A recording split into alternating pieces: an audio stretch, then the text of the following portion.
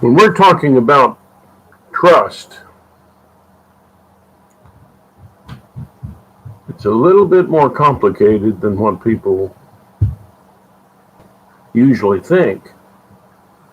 Trust is not blind. I mean, it's not, start trusting. It isn't like that.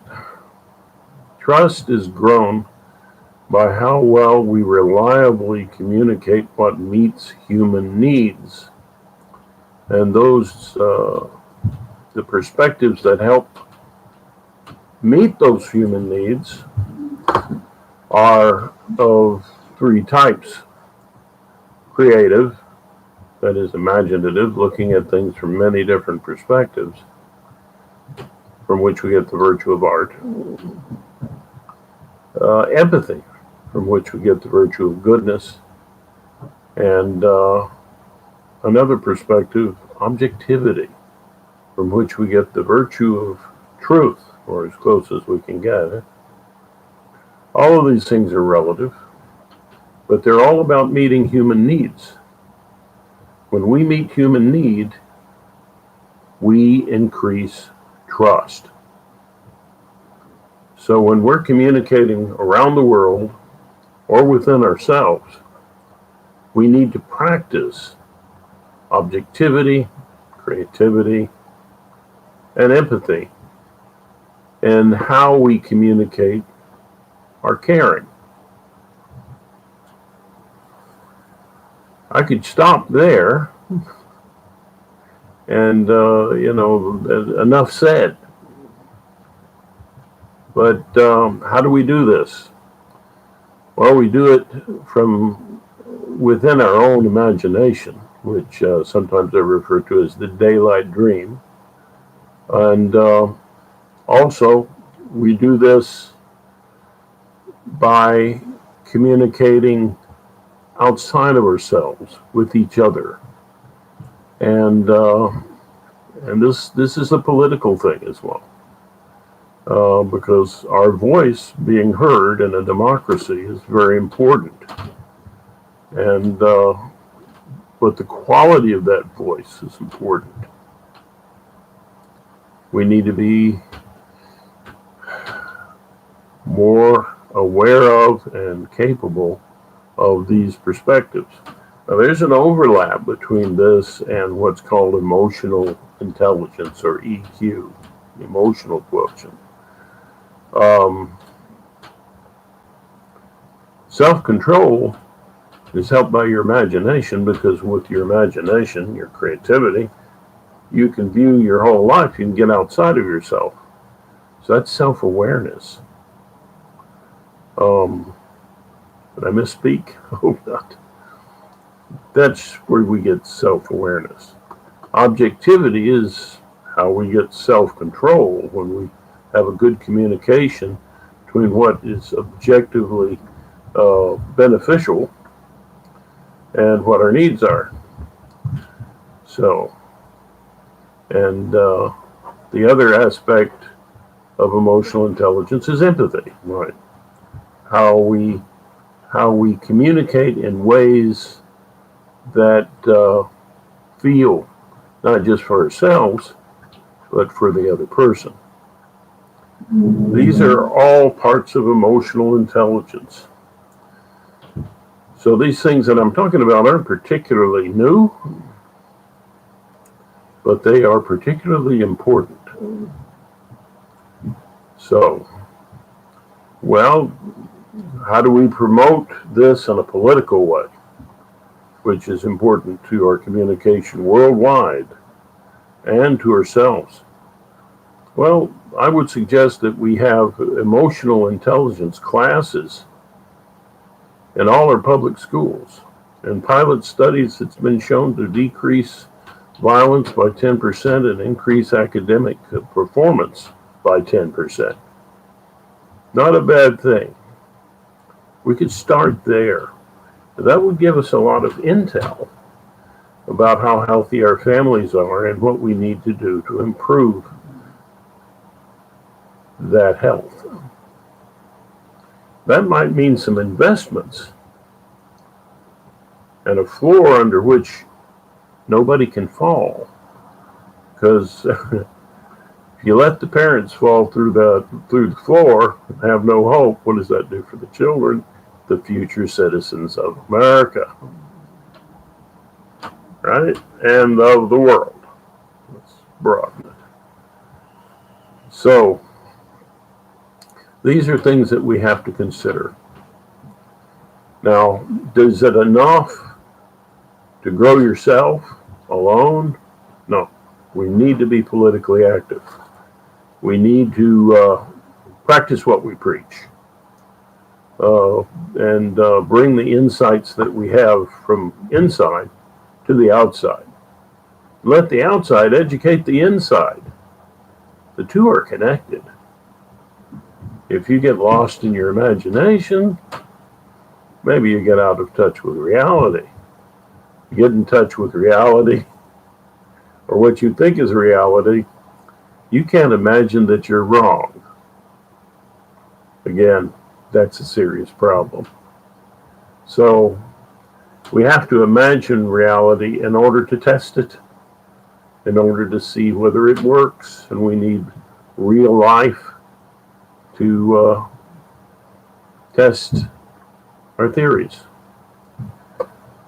in careful experimentation.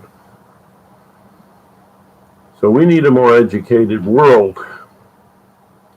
A lot of jobs are going to the wayside, and the needs of society are needs that need to be met. And those needs are changing because of things that we're having to deal with in our world, including global warming, water shortage, freshwater shortage, that is, and rising cases of infectious diseases. All of these things we need to keep a control over. And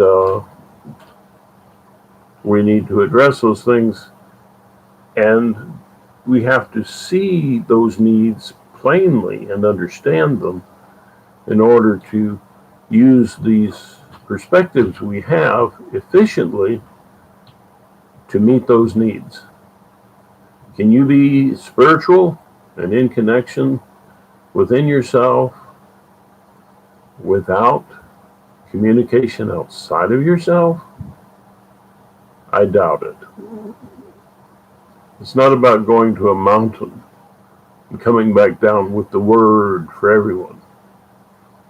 It's about going inside. And after you go inside, testing what you found outside, and making sure that when you present an idea to someone, there's something to back it up. Well, I suggest studying logic, math, and science. These three things need to be studied in our schools. And how do we approach these things in the education system? One big flaw in the education system, in my opinion, is this.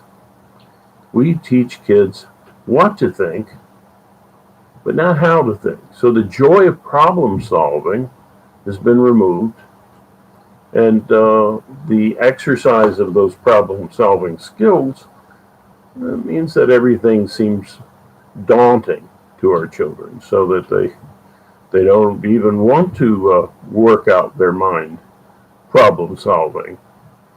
Memorization's not enough. We have to improve what we do with the facts we have and how we problem solve. Now, problem solving can be enjoyable if it's something that you're ready for. So we need to, in our education system, bring back the joy of learning. Then the kids will amaze us, I believe.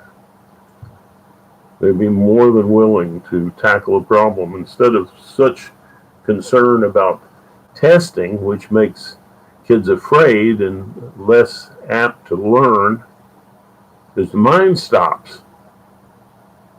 When you're scared and you're anxious, you don't think well.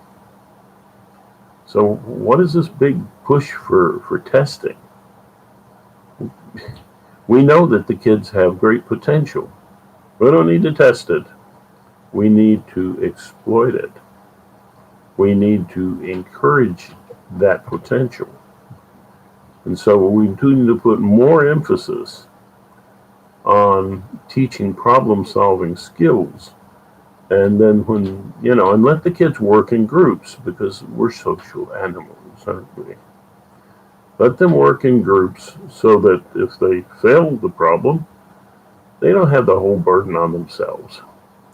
They can go back and figure it out again. Think about it. And mix the groups up next time. The kids will teach each other, which is a big burden off of the teachers. When they succeed in solving a problem, that will be so satisfying to them that will encourage more learning. This is what I'm talking about when I say we have to do more than just look within. We have to look without, and we have to bring these two things together.